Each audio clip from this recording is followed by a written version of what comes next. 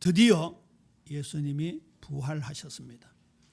앞으로 부활하신 예수님의 말씀이 굉장히 깊고 넓게 그렇게 전개가 되어질 텐데요. 부활의 말씀을 우리가 정말 마음에, 삶의 깊은 곳에 모셔드려야 할 것입니다. 단순히 십자가 복음, 부활의 복음 그렇게 교리로만 이해하는 것이 아니라 이것이 실제 삶 속에 어떻게 역동적으로 나타나는가, 그게 중요합니다.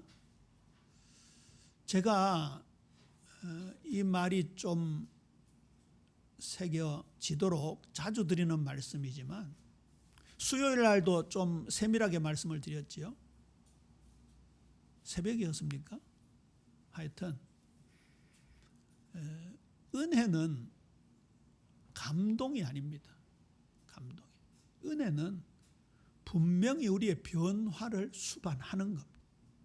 그게 진짜 은혜입니다. 오늘 오전에 하박국을 보세요. 성화의 과정을 거쳐 나가는 것을 우리가 보았잖아요. 그런데 그 속에 하나님과의 밀당, 밀고 당기는 질문과 해답 속에서 하나님이 자연스럽게 그 하박국의 눈을 열어가시고 또 그의 신앙이 점점 성숙되어 하나님의 섭리를 깨닫게 하십니다. 그때 터져나오는 그 아름다운 고백이 얼마나 대단했는지. 짧은 성경이잖아요. 많은 구약의 성경 중에 석 장이면 굉장히 짧은 성경입니다. 더군다나 의인은 그의 믿음으로 말미암아 살리라라는 것을 바울은 제일 먼저 갈라디아서에서 이신칭의의 교리로 인용했습니다. 율법이 아니고 율법의 행위, 그것이 아니고 정말 예수님을 믿을 때 우리가 의롭다함을 받는다.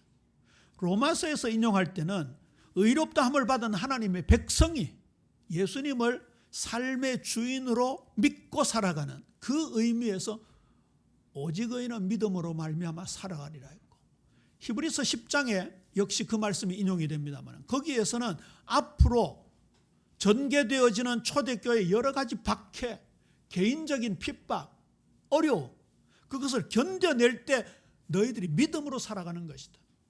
그렇게 인용되어질 정도로 이 하박국서는 짧은 성경에서 놀라운 믿음을 볼 수가 있습니다. 우리 예비 사랑하는 성도님들에게 이 은혜가 한 사람도 예외 없이 한 분 한 분에게 스며드는 삶이 변화되어지는, 그래서 평생 영광의 예배자로 살아가는 귀한 은혜 있게 되기를 주님의 이름으로 축원합니다. 거기에 오늘 부활의 말씀이 우리에게 지금 주어지고 있습니다. 제목을 이렇게 잡았지요. 어두움을 뚫고 온 찬란한 부활의 아침. 상당히 시적이지 않습니까? 부활의 찬란한 빛이 그 어두운 무덤을 환하게 비추었습니다. 이거는 믿거나 말거나인데 토리노의 수위라고 들어보셨습니까? 안 들어보셨어요? 이탈리아 토리노 성당에서 예수님의 수위가 발견됐다. 그래서 토리노 수위라 그러는데요.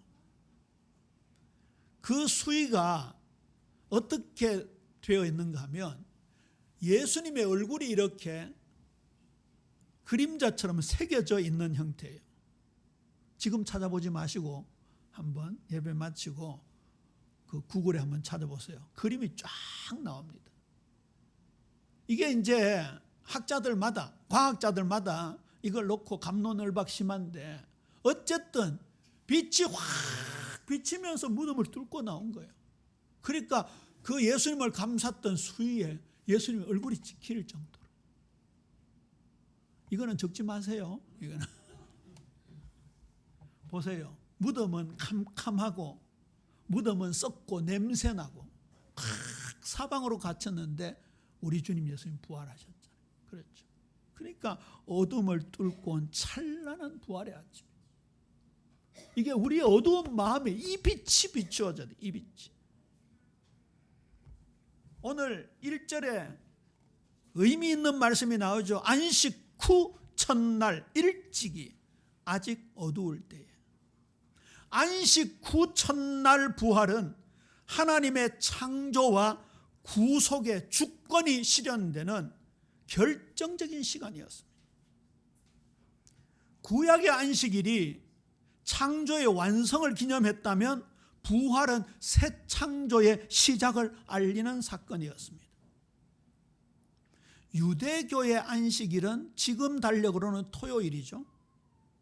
그 토요일 안식일에서 기독교적 주일, 일요일로의 전환은 단순한 날짜 변경이 아니라 예수 그리스도 중심의 새로운 시간 질서의 시작을 의미하는 거예요. 우리는 습관대로 주일날 와서 예배하지만 오늘 이 주일은 부활을 기념하는 주일이에요. 그리스도께서 역사를 움직인다는 의미를 가진 정말 중요한 시간이에요. 이 사람은요, 이렇게 뭐라 그럽니까 그거? 요즘이 다 하나가 잘 생각해요. 하여튼 매너리즘. 사람 그런 좀 잘 빠지기 쉬워요. 늘 왔다 갔다 하니까. 중직과 직분자니까, 목사니까, 장로니까 주일날 당연히 오는 거고. 그게 아니라 진짜 새로운, 그렇죠? 진짜. 저는 예수님의 매장에 대해서 지난 주일 말씀을 전하고 이제 20장 부활주일 말씀을 시작하는데 1절부터 10절까지 아무리 묵상해도 이 말씀이 잘 안 떠오르더라고요. 그래서 그냥 넘어갈까 이런 생각을 했는데 오늘 이 제목을 하나님 마음에 주셨어요. 예수님께서 안식 후 첫날 부활하셨다는 것은 이런 놀라운 의미가 있죠. 자, 이 부활 사건을 시간적 순서로 한번 나열해 봅시다. 다른 성경을 참고한 겁니다. 여인들이 이른 새벽에 향품을 준비했습니다. 슬픔과 절망 가운데서도 주님을 향한 헌신과 사랑은 남자들보다는 여인들이 앞섰습니다. 여기도 휙둘러 보면 자매님들이 많습니까? 형제님들이 많습니까? 자매님들이 많습니다. 그렇죠. 보통 교회 구성원이 자매님들이 많습니다. 우리 짱믿음 가정의 남편을 위해서 주로 기도하지 짱믿음 가정의 부인을 위해서는 주로 기도 안 하잖아요. 여성들이 좀 적극적인 면도 있고 또 감성이 풍부하니까 그런 면도 있지만 하나님이 은혜를 얼마나 많이 부어주시는지. 특히 여기 막달라 마리아는요 7 귀신 들렸던 여인이었습니다. 그 여인에게 예수님의 부활, 이 역사적 사건이 가장 먼저 알려졌어요. 가장 먼저. 부활의 첫 목격자가 된 거죠. 마가복음 16장 9절에 보면 예수께서 안식 후 첫날 이른 아침에 살아나신 후 전에 7 귀신을 쫓아내어 주신 막달라 마리아에게 먼저 보이시니 성령의 감동 감화로 기록된 성경은 하나하나 영감이 있겠지요. 그걸 축자 영감이라고 합니다. 성경에 영감설이 있습니다. 성령의 감동 이런 뜻입니다. 여러 가지 학설이 있는데 기계적 영감이 있고 유기적 영감이 있는데 우리 개혁주의에서는 받아쓰기 하는 기계적 영감을 지지하는 게 아니라 유기적 영감을 지지합니다. 그렇게 이해하시면 돼요. 그 다음에 유기적 영감인데요. 글자 하나하나를 따라서 영감된 것을 축자 영감이라고 합니다. 조출 축자 글자 자자 하나하나. 그러면 여기 보세요. 막달라 마리아에게 먼저 보이시니 할 때 이 먼저 이 단어의 의미가 없을까요? 오늘 하박국이 코가 닷발이나 빠져가지고 하나님 앞에 원망하고 아마 그냥 기도한 게 아닐 거예요. 기도하라 해놓고 기도하는데 왜 응답이 없습니까? 할 때 분노했다가 눈물을 흘렸다가 가슴을 쳤다가 별짓을 다 했을지 모릅니다. 그런데 보세요.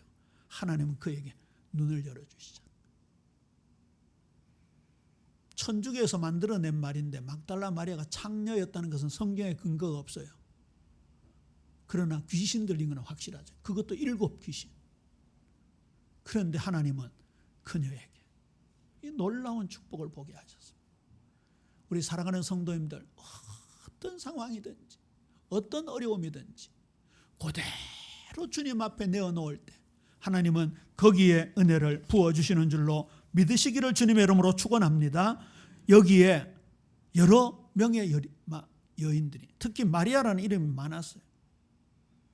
가장 먼저 이 여인들이 무덤을 찾았어요. 안식구 첫날 일찍이 아직 어두울 때에 막달라 마리아가 무덤에 와서 돌이 무덤에서 옮겨진 것을 보고, 오늘 본문은 돌이 무덤에서 옮겨진 것을 보고, 이 돌은 돌문을 가리키죠. 장정 5명이 달라붙어야 열리는 돌문입니다. 그런데 그 돌문이 열려 있었습니다. 심지어 로마 병정들이 지키고 있었음에도 불구하고 상관없이 열렸습니다. 아직 새벽 미명이니까 동이 틀 무렵이겠지. 빛이냐 어두움이냐, 무덤이니까 죽음이냐 생명이냐. 굳게 닫힌 돌문은 이 여인들과 제자들에게 절망을 안겨주었겠지만 그 돌문이 열려 있었습니다. 부활을 여는 돌문이었죠. 어둠을 뚫고 나온 찬란한 부활의 광령이었겠지. 그러니 절망을 넘어 희망을 우리에게 보여주고 있는 것이죠. 진정한 희망, 성경적인 단어로는 소망은 어디에서 찾을 수 있는가? 말씀 아니고는 찾을 수가 없습니다. 주님이 아니고는 찾을 수가 없습니다. 세상의 희망에 관한 노래들이 많잖아요. 그러나 전부 제한이 있습니다. 우리 국민학교 때 인상 깊게 들었던 동화 중에 하나가 무지개를 쫓는 소년이었잖아요. 무지개가 너무 이쁘고 아름다워서 무지개를 따라갔더니 무지개가 손에 잡힙니까? 안 잡힙니까? 절대 안 잡힙니다. 그 인간의 희망의 허무함을 가리키는 거 아닐까요? 인간에게는 희망이 없습니다. 그런데 성경의 희망은 적어도 한국어에서는 바랄 소자, 바랄 망자, 소망, 바소자, 장소를 의미하는 바소자의 소망입니다. 희망이 있다. 그곳에 있다. 그 말입니다. 우리 옆 사람한테 인사합니다. 희망이 이곳에 있습니다. 여기. 그렇죠. 주님과 함께하는 그곳. 예수님의 시체가 없어 근심할 때 천사들이 나타났습니다. 여자들이 벌벌 떨고 두려워했습니다. 어찌하여 살아있는 자를 죽은 자 가운데서 찾느냐? 여기 계시지 않고 살아나셨느니라. 그러면서 주님이 하셨던 말씀을 인용하고 있습니다. 갈릴리에 계실 때 너희에게 어떻게 말씀하셨는지 기억하라. 이르시기를 인자가 죄인의 손에 넘겨져 십자가에 못 박히고 제3일에 다시 살아나야 하리라 하셨느니라. 그 말씀하셨던, 육성으로 말씀하셨던 그걸 상기시키고 있습니다. 이건요, 기록된 말씀이 우리에게 상기되어야 되는 것을 가르쳐 주고 있는 거예요. 베드로가 놀라운 고백을 했잖아요. 예수님을 메시아로, 그리스도로 고백했습니다. 그런데 곧바로 그 뒤에 무슨 사건이 벌어집니까? 예수님께서 십자가 가는 길을 2팔 벌려 막았습니다. 이 원어를 분석해 보면요, 예수님이 지금 직진하려고 하니까 딱 가로막았습니다. 가로막으니까 예수님이 왼쪽으로 가니까 여러분, 이제 왼쪽으로 가니까 이쪽으로 그러니까 이래 막고, 또 예수님 이쪽으로 이래 막고, 막 그렇게 막 강력하게 막는 장면입니다. 왜 베드로가 예수님 십자가를 향하는 길을 막았을까요? 부활을 아직 믿지 못했기 때문에. 그런데 예수님이 그때 부활을 예고하셨습니까? 안 하셨습니까? 하셨습니다. 그런데 그게 귀에는 들렸지만 여기까지 안 내려온 거예요. 굉장히 중요한 것을 우리에게 교훈하고 있잖아요. 오늘 부활의 이른 새벽 아침에 천사들이 오히려 예수님의 부활 메시지를 직접 들었던 여인들과 제자들에게 이걸 상기시켜주고 있어요. 그러니까 기록된 말씀, 주님이 육성으로 하신 말씀이 얼마나 중요한지 모릅니다. 그제서야 말씀을 기억하고 사도들에게 알려주러 뛰어갑니다. 그런데 보세요. 아직도 제자들은 허탄한 이야기로 치부해버렸습니다. 그런데 그 중에 베드로와 요한입니다. 오늘 여기 본문에 보니까 베드로와 또 다른 제자라고 나오죠. 그 다른 제자가 요한입니다. 둘이 막 다름질합니다. 아마 뛰어가면서 몇 가지 상상을 했을 거예요. 아직 부활은 믿지 않았습니다. 야, 진짜 우리 선생님 그 시체를 누가 훔쳐갔냐? 어떻게 해코지 안 했느냐? 누가 돌문을 열고 짐승들이 혹시 뜯어먹진 않았냐? 둘이 막 달려갔는데 누가 먼저 무덤에 당도했습니까? 베드로입니까? 요한입니까? 요한이 먼저 당도했습니다. 아무래도 요한은 젊으니까 그랬겠죠. 그런데 무덤 안에는 누가 먼저 들어갔다고 나오죠? 베드로가 먼저 들어갔다고 나오죠. 인간의 기대와 하나님의 계획 사이에 큰 간격을 보여주고 있습니다. 진짜 부활을 믿었다면, 처음부터 끝까지 부활을 믿었다면 달려갈 필요가 있을까요? 없을까요? 없지요. 그냥 인간적인 정리에 의해서 무덤에 간 거예요. 그래도 예수님과 3년 동안 동고동락을 했으니까요. 인간의 생각과 하나님의 계획에 큰 간극을 보여주는 사건이지. 자, 들어가 보니 세마포가 객켜져 있었어. 세마포가 객켜져 있다는 말은 누가 훔쳐갔다는 말이 아니겠죠. 훔쳐가면 무슨 세마포를 벗겨가지고 싹 위에 머리맡에다가 두고 시신만 들고 가겠습니까? 그냥 확 들고 가겠죠. 시신이 도난이 되지 않았다는 간접적인 증거가 됩니다. 세마포가 벗겨지고 머리에 산수건이 벗겨졌다는 것은 죽음을 벗어 던진 부활의 예수님을 가리키고 있습니다. 요한일서, 히브리서 같은 데 보면 예수님의 부활을 통해서 우리 사랑하는 성도들이 죽음을 벗어날 것을 말씀하고 있습니다. 그러니까 보세요. 부활하셨다. 십자가에 못 박히셨다가 매장되고 3일 만에 부활하셨다. 전능하사 천지를 만드신 하나님 아버지를 내가 믿사오며, 그리고 예수님 파트와 가지고 십자가를 믿사오며, 지난주 같으면 저쪽 원어민들 같으면 지옥에 가시고 부활하셨고, 그게 아니라 이 십자가의 죽음이 나의 죽음이요, 그 부활이 나의 부활이요, 사망의 공포를 이겨내는 거예요. 죽음보다 더 큰 문제가 어디 있습니까? 그걸 이겨낼 수 있는 능력을 우리가 믿는 것에 초점이 맞추어져야 되죠. 다시 높아지면서 말씀을 드립니다.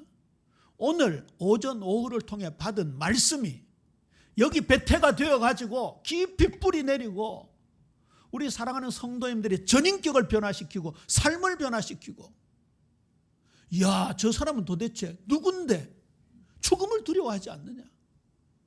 저게 부활신앙인가? 지난번 배상민 교수님 마지막 간증이 뭐였습니까? 삶을 통해서 자기는 예수님을 증거한다 안 그럽니까? 여러분, 디자인계의 노벨상, 디자인계의 아카데미상을 50몇 개 받았다. 그러면 일단 디자인하는 사람은 어떻게 보겠습니까? 저게 도대체 뭐냐, 저게 도대체. 제가 디자인하는 아들 소몽이한테 들어보라고 했더니 아빠 몇 분 만에 몰입이 되더라 이러더라고요. 미안하지만 우리 사모님은 그거 집사람은 들려줬더니 바로 안 보시더라고요.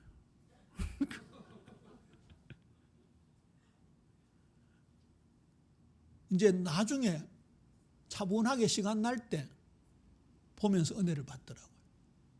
그런데 디자인하는 소망이는 타이틀만 보더니 바로 몰입이 되는 거예요. 그러면 적어도 디자인 계통의 사람들에게는 배 교수님의 삶이, 그리고 하나님의 창의적 능력이 주어졌다는 거기에 감동하겠습니까? 안 하겠습니까? 이런 사람들도 있겠죠. 나도 상 받고 싶다. 그럼 나도 예수 믿고 하나님 자녀 되어가지고 저 창의력을 좀 받아야 되겠다. 최소 그렇게 생각할 수 있겠죠. 저와 여러분에게 이 복음이, 이 교리가 삶을 통해 나타나야 되는 거예요. 또 이런다고 나는 뭐 노벨상도 못 받는데 되겠나? 그게 아니고 꼭 그걸 받아야 되는 게 아니고, 그렇잖아요. 내가 어떤 장소에 무슨 일을 하든지 거기에 하나님이 주시는 이게 비교할 수 없는 평안, 이런 것들이 오늘 이 복음의 내용인 거죠. 크게 두 번째입니다. 안식 후 첫날이라는 단어가 부활 사건에 굉장히 많이 등장하는데요. 안식일의 주인이신 부활의 예수 그리스도를 가르쳐주고 있습니다. 예수님은 율법의 완성자로서의 메시아로 오셨습니다. 마태복음 12장 6절 8절에 보면 호세아 6장 6절을 인용하시죠. 우리 지난 주간에 호세아서 읽었잖아요. 내가 너희에게 이르노니 성전보다 더 큰 이가 여기 있느니라. 나는 자비를 원하고 제사를 원하지 아니하노라 하신 뜻을 너희가 알았더라면 무죄한 자를 정죄하지 아니하였으리라. 인자는 안식일의 주인이니라. 성전보다 크신 이로서의 안식일의 주인으로 오셨습니다. 맞잖아요. 성전은 완벽하게 오실 메시아를 표상하고 있습니다. 여러분, 성전의 성물들 생각해 보세요. 성소를 생각해 보세요. 뭐 전부 다 100% 예수님을 가리킨다고 보면 틀림없지요. 번제단은 자신을 희생으로 드렸던 희생 제물로 오신 예수님. 물두멍은 우리를 깨끗게 씻어주는, 죄를 씻어주시는 예수님. 성전의 등잔대는 세상의 빛이 되시는 예수님. 떡상은 생명의 떡이 되시는 예수님. 저 안에 지성소에 법궤 안에 뭐가 있습니까? 말씀의 두 돌판, 아론의 싹이 난 지팡이, 만나 담은 항아리. 저는 아론의 싹이 난 지팡이를 부활로 보고 있습니다. 이거 나무 막대기 있잖아요. 나무 막대기. 여러분 책상 앉아있는 그 만져보세요. 그게 생명이 있습니까? 없습니까? 없습니다. 저걸 땅에 꽂았는데 거기서 무슨 꽃이 피었어요? 살구꽃이 피었어요. 부활의 예수님을 상징합니다. 그런데 그 예수님, 본체이신 예수님이 오셨잖아요. 눈앞에 오셨잖아요. 이 성경에 부활의 주님이 기록되어 있잖아요. 그게 눈에 보이는 은혜가 우리 예빛 모든 성도님들에게 풍성하게 임하게 되기를 주님의 이름으로 축원합니다. 마가복음 2장에 보면요, 성전을 절대화하고 그리고 성전에서 치르는 예전을 절대화했던 유대인들, 제사장은 절대적인 존재였습니다. 바리새인들 앞에 사람들이 벌벌 떨었습니다. 그런데 예수님은 이렇게 말씀하십니다. 안식일이 사람을 위하여 있는 것이요, 사람이 안식일을 위하여 있는 것이 아니니 이러므로 인자는 안식일에도 주인이니라. 유대 배경 속에 있는 사람은 이해할 수 없는 부분입니다. 물론 예수님이 오실 것을 예표한 구약적인 관점에서 보면 성전은 아무리 강조해도 지나침이 없습니다. 절기는요, 목숨 걸고 지켜야 됩니다. 그런데 그 성전의 본체이신 그리스도이신 예수님이 오셨잖아요. 그 절기의 본체이신 그리스도께서 오셨잖아요. 그 예수님이 그들을 향하여 인자는 안식일의 주인이니라. 안식일이 사람 때문에 존재하는 것이지 사람이 안식일을 위해서 있는 것이 아니다고 말씀하잖아요. 종교에서 복음으로, 형식에서 본질로 변화되어지는 주인공으로 예수님은 오셨습니다. 요한복음 5장 17절입니다. 안식일 날 예수님께서는 38년 된 병자를 고치셨습니다. 창조의 능력이 나타난 시간이지요. 이 안식일 날 병자를 고쳤다고, 또 그 병자가 자리를 들고 걸어갔다고, 안식일을 범했다고 힐난하는 종교인들을 향하여 예수님이 이렇게 말씀하셨습니다. 내 아버지께서 이제까지 일하시니 나도 일한다. 그렇죠. 안식일 날 아무것도 하지 말라, 일하지 말라, 불 떼지 말라. 지금도 정통 유대인들은 별별 걸 다 지킵니다. 냉장고 문 여는 건 안식일을 어기는 거예요. 냉장고 문을 열지는 못해. 엘리베이터 버튼 누르는 게 안식일 어기는 거예요. 10층에 가고 싶어도 그거 어긴다고 올라가지를 못해. 그게 얼마나 묶여 있는 겁니까? 예수님 오늘 그 말씀하시는 거예요. 그런데 예수님은 생명 살리는 일에는 사람들의 규례를 넘어서는 거죠. 그리고요, 안식일을 어떻게 지키는가, 그거 연구하는 랍비들이 만들어낸 게 탈무드, 미시나 같은 것들입니다.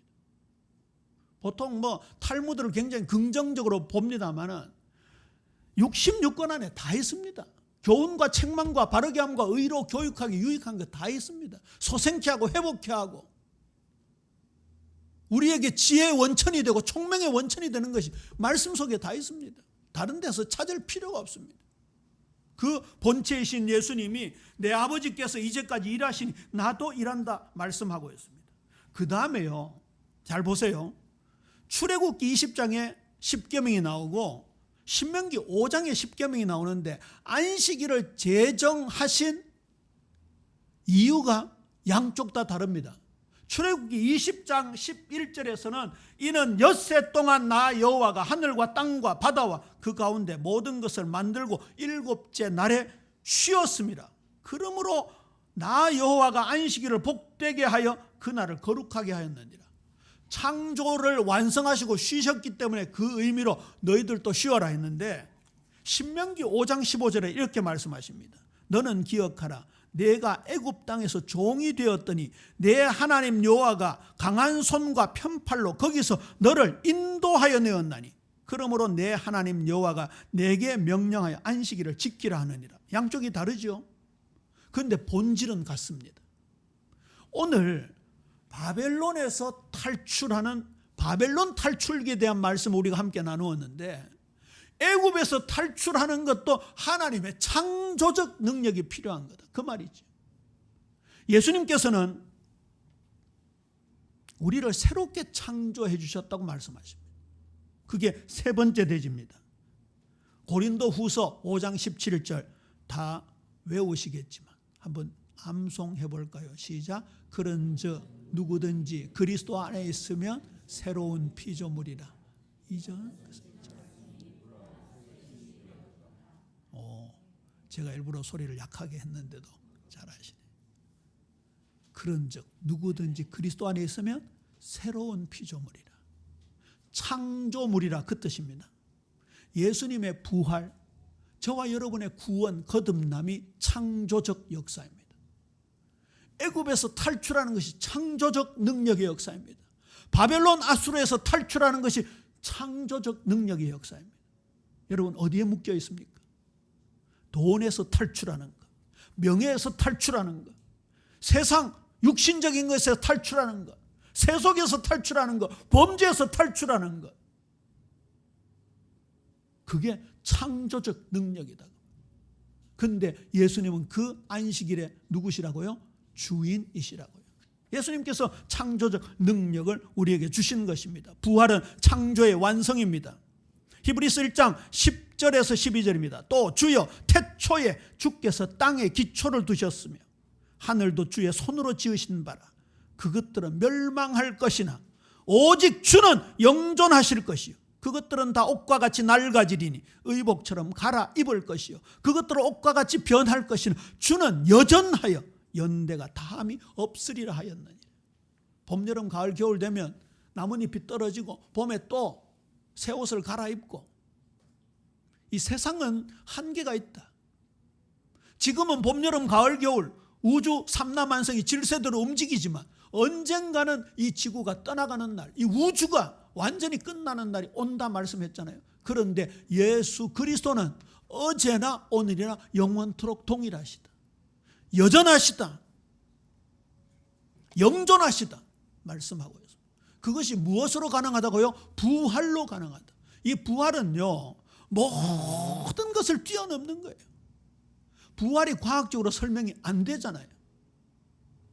인간의 한계가 있어서 우주 전체를 알 수 없지만 그래도 일부라도 알고 있습니다. 무슨 어마어마한 망원경들이 있더라고요.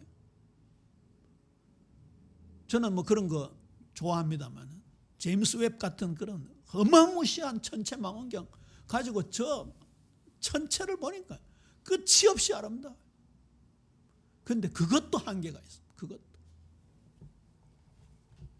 그 예수님은 만물을 새롭게 하신다 약속하셨습니다. 계시록 21장 5절 보세요. 보좌에 앉으신 이가 이르시되, 부활하신 분이다 그 말이에요. 부활 승천하셨다 그 말이에요. 보라, 내가 만물을 새롭게 하노라 말씀하셨습니다. 로마서 8장 21절에 보면 인간을 제외한 피조물도 부활의 주님을 고대하고 있다 말씀하고 있습니다. 말씀을 맺습니다. 그러면 이 주일, 주님의 날 주일 예배는 초대교회 때부터 안식 후 첫날 예배를 드렸습니다. 사도행전 20장 7절이 근거지요. 그 주간의 첫날에 우리가 떡을 떼려 하여 모였더니, 애찬의 시간을 말합니다. 바울이 말씀을 전합니다. 떡을 떼는 행위는 초기 기독교에서 성찬식 또는 공동 식사, 애찬식을 가리킵니다. 예배의 중요한 부분이죠. 주일날 모였다 그 말이에요. 고린도전서 16장 2절에 보세요. 매주 첫날에 그렇게 되어 있어요. 오늘날 말하면 일요일, 주일을 말합니다. 너희 각 사람이 수입에 따라 모아 두어서 내가 갈 때 연보를 하지 않게 하라. 미리 주일날 모여서 헌금해 두라. 바울이 갑자기 고린도 교회, 로마 교회, 갈라디아 교회를 방문할 때 있습니다. 허겁지겁 막 모아가지고 선교비를 내지 말고 미리 모아두는데 언제 모아두라? 주일날 모아두라.